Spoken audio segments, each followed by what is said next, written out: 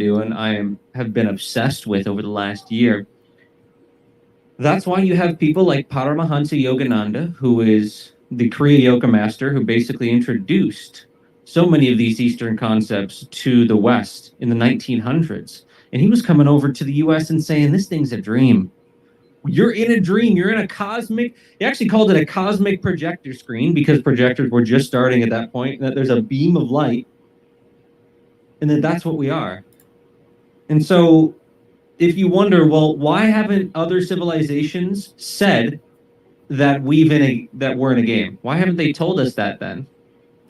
Because the understanding of the time period has to do specifically with the technological advancement of that civilization. So if they aren't playing video games, then they're not going to have that reference point. And something we'll get to in a minute is the reason why is because of the Yuga cycles, the way that time works.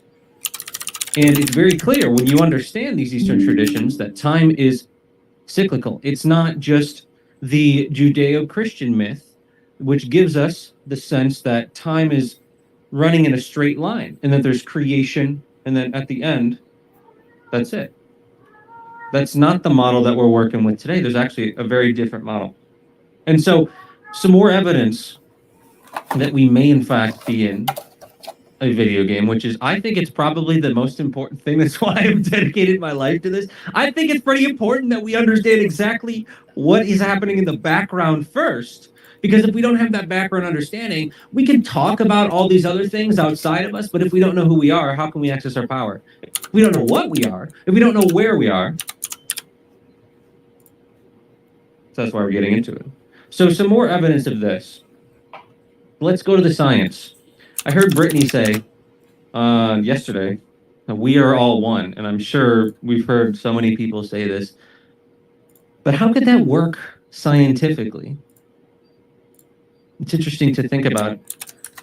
And what I found was there actually is a little bit of evidence of the science of this. I'm going to pull this up and show you. So what we're looking at here is how you make a hologram. Think Star Wars, right? You have the hologram projections of people that they do.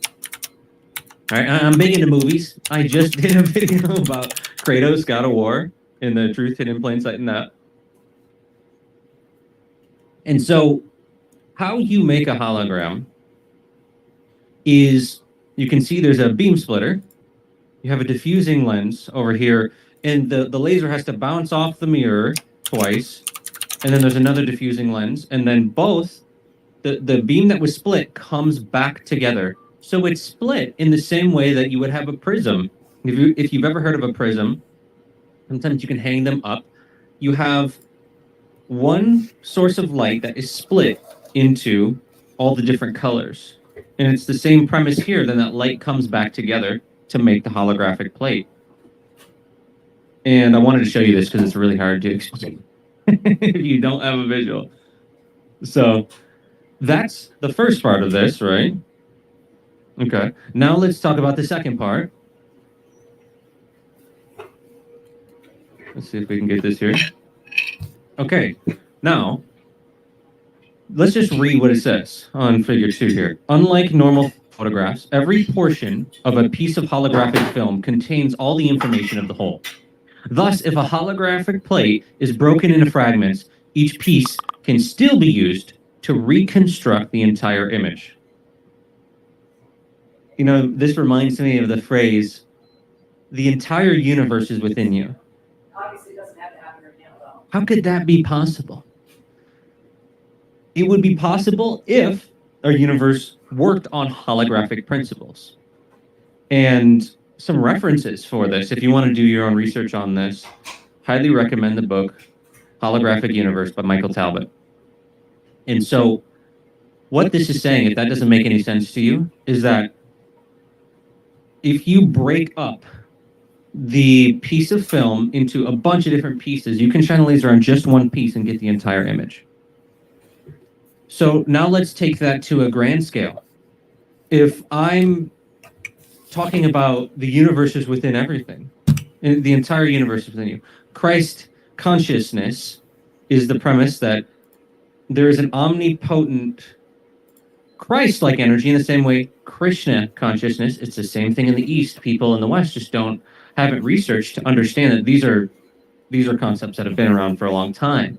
That there's an omnipresent force within all of us, and that force is the same force. And so, in the same way that Bruno introduced himself and said who he was, if I'm going to introduce myself and say who I am, I'm you. Nick is a game, right? Nick is a character. That's not really what I am. Right now, what we're doing is I am you, just in a different body, telling you my perspective and how I see this game. I'm giving you that information. And so it's literally just you talking to you.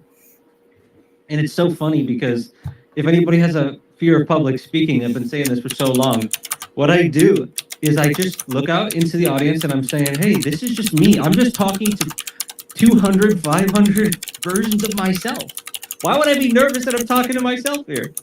And so the premise is that if you can shine a laser on one cracked piece of film and it gives you the whole thing, then maybe God can fit within everything. What we think of as God. And that brings up an interesting question. What is God? Because if we're saying who, right, if we're starting with who is God, it's probably going to be good to understanding the human game. And it's